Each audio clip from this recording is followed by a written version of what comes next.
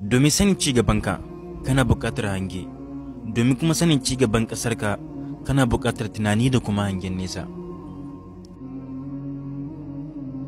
Zai iya kasancewa abin da kowannen ku ya saba ji ne, amma kowane da manufarsa.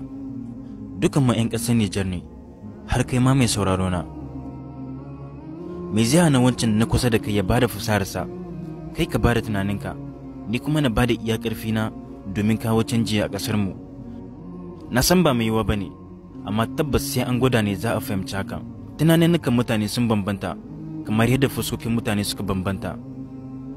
Buri anan shine duk wani cikakken ɗan ƙasar Nijar ya ci karo da wannan bidiyon, ya fi kowa sanin abin da ya kamata ya aiwatar, musamman ma matasa.